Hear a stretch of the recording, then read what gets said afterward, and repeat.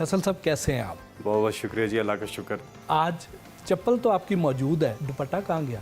वो जलसों में और धरनों में चलता है। जब हमारी पॉलिटिकल एक्टिविटीज़ काफ़ी हो रही होती हैं, वो सारे ही कारकुन मेरे समेत पहनते हैं बड़े शौक से। ख़वातीन से तो आमतौर पे हम उनकी उम्र नहीं पूछते, तो आपसे पूछनी चाहिए? जी जी बिल्कुल, हम लोगों की तो रोज़ ही लोग उम्र पूछते हैं। हर दिन का काउंट रखा हुआ है लोगों ने। तो बस ये है कि अल्लाह ताला का शुक्र है कि 40 साल का अभी मैं कुछ महीनों में हो जाऊंगा।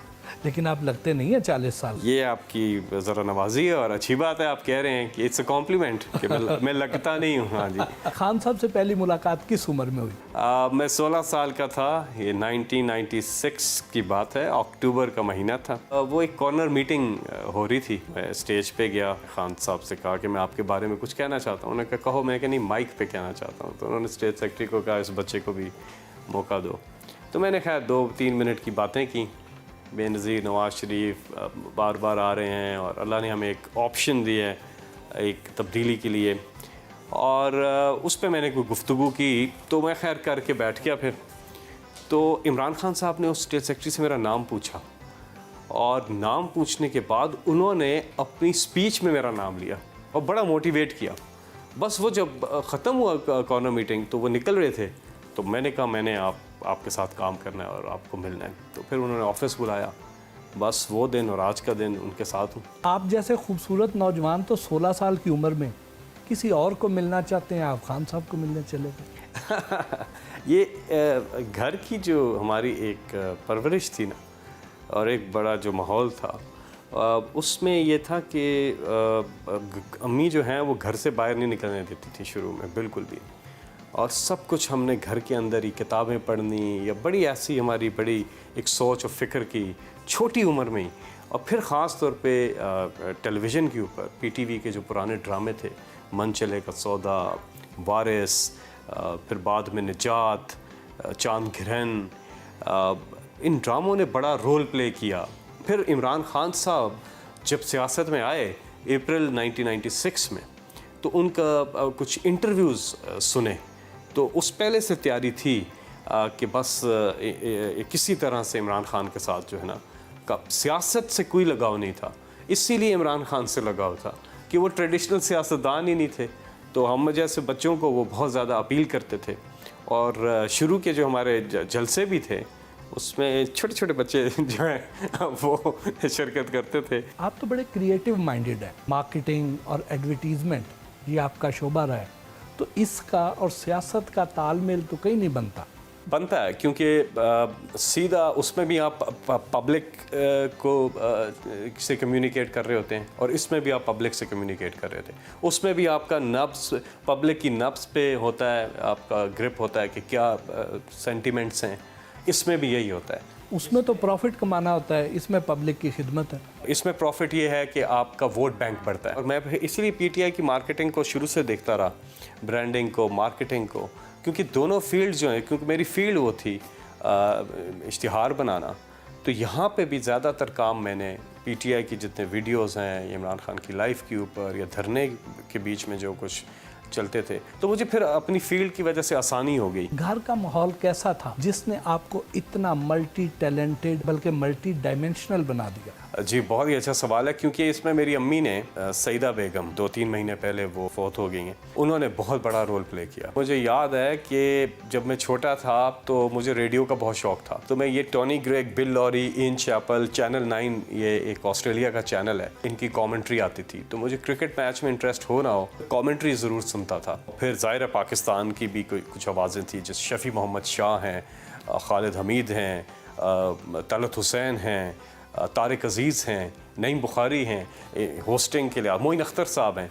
इनकी होस्टिंग और कंपेयरिंग को भी इंस्पिरेशन लिया मैंने। लेकिन रेडियो अम्मी ने मुझे 9 साल की उम्र में एक रेडियो सेट गिफ्ट किया, जिसमें एक साइड पे रिकॉर्डर होता था, एक साइड पे प्लेयर होता था, और उसके अंदर AM भी, मीडियम वेव भी था, SW शॉर्ट वेव भी था, और FM भी था। तो मैं मुख्तलिफ दुनिया भर के चैनल्स उसमें आते थे शॉर्ट वेव पे, तो मैं उनकी रिकॉर्डिंग करके टेप्स के ऊपर, फिर मैं ऊपर अपनी आवाज़ डाल के म्यूज़िक मिक्स करके, मैंने उस जो टेप रिकॉर्डर था, रेडियो टेप रिकॉर्डर, उसके अपने आप को उधर से ब्रॉडकास्टर खुद ही बना दिया। और फिर मैं रेडियो पाकिस्तान एक दिन चला गया और मैंने एक टेस्ट सा प्रोग्राम कर दिया। 9 साल तक लगातार मैंने वहाँ पे रेडियो पे प्रोग्राम्स किए, क्रिकेट कमेंट्री भी की।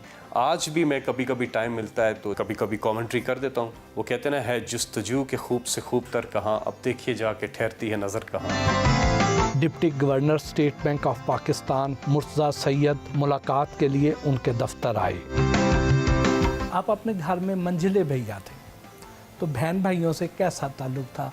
एंटरटेनर था। शादियों के फंक्शन हैं या गैदरिंग्स हैं तो लोग कहते थे कि ये महफिल की एक जान है। मिमिक्री करता था अपने ख़ानदान के चचे चाचों की और फिर एक्टर्स की या बाकी कमेंटेटर्स की या बाकी लोग, तो वो बड़ा एंजॉय करते थे। बाकी ये था कि हमारी आपस में बहुत ही अच्छी अंडरस्टैंडिंग है बहन भाइयों की, हमारा इत्तेफाक है और अल्लाह ताला इस इत्तेफाक को कायम रखे। बचपन की कोई याद शेयर कीजिए जब ऐसा कोई इवेंट हो और आपने मिमिक्री की हो। हमारे ख़ानदान में सारे एक जगह पे हरीपुर में इकट्ठे थे। उस वक्त हमारी दादी जो हैं वो भी हयात थी, तो ऑलमोस्ट पूरा टब्बर था हमारा। मतलब हमारी फैमिली बहुत, यानी कि हम पश्तून साइड से यूसुफ ज़ई खान खेल और फिर अम्मी की तरफ से हम इधर खलाबट टाउनशिप हरीपुर, तो एक बड़ी फैमिली दोनों तरफ से। उस वक्त मेरी परफॉर्मेंस बहुत ही अच्छी थी तो वो रात काफ़ी सब ने एंजॉय किया था। ज़रा छोटा सा नमूना तो हो जाए। तारिक अजीज, इब्तदा है रब्बे जलील के बाबरकत नाम से, बटी साहब बड़ी मेहरबानी, वो तेरी कस्में मर्दे दम तक नहीं परताइयां, मैं इंज गिली आँखां कई बारी सुकने पाइयों, जिप्सी अमेजिंग क्रीम के मेहमान हैं आप। थोड़ी सी कमेंट्री भी कर दीजिए। हाँ, कमेंट्री। आप तसव्वुर करें कि आप अभी रेडियो सुन रहे हैं। बॉलर वसीम अकरम जिन्होंने भागना शुरू किया, अंपायर को क्रॉस किया गेंद की, बल्लेबाज ने ऊंचा शॉट खेला, हवा में है शॉट, फील्डर गेंद के नीचे और अब गेंद फील्डर के नीचे ड्रॉप कर दिया। वाह। जब आपने पीटीआई ज्वाइन की तो घर वालों की तरफ से कोई मुखालफत नहीं हुई? ये वो दौर था 96-97 जब मैं बहुत छोटा था। तो उनको लगता था कि ये बड़े जो नून लीग और या मुस्लिम लीग और पीपल्स पार्टी है, इसमें जो सियासतदान हैं ये आपको कोई नुकसान ना दें क्योंकि आप छोटे हो। वो जब देखा पेरेंट्स ने तो उन्होंने कहा कि ठीक है, फिर मतलब इमरान खान जो हैं वो ख़ुद इतनी मेहनत कर रहे हैं और अपने बच्चों की तरह केयर करते हैं, और इमरान खान ने ही हमारी बहुत केयर भी की है।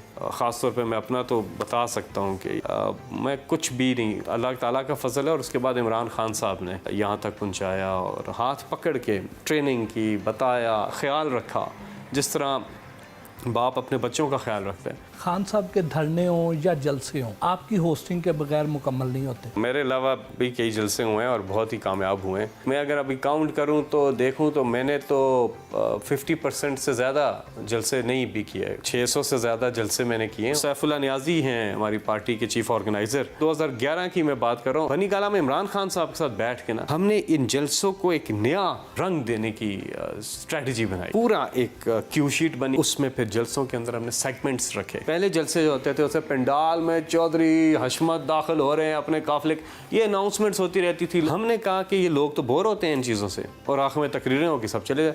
हमने इसमें तराने लेकर के आए, हम इस पे बैंड्स को लेके आए, स्ट्रिंग्स को, जज्बा हुब्बल वतनी बेदार करने वाले मिली नगमे वो पैकेज किए। फिर इमरान खान साहब की स्पीच के अंदर हमने वीडियो क्लिप्स जो हैं स्क्रीन बाद में, तो जिद्दत आती रही कुछ सेगमेंट्स से बीच में, जिस तरह धरने के अंदर नीचे से माइक लगाकर ऑडियंस में से सवाल जवाब, इंटरेक्शन करना, बाकी सिंगर्स को बुलाना, ये चीज़ें करनी। तो ये मैं हरकतें करता रहता था और वो पब्लिक को पसंद आती रहती थी। फिर नून लीग ने उसको कॉपी करने की कोशिश की, पीपल्स पार्टी ने उनको कॉपी करने की कोशिश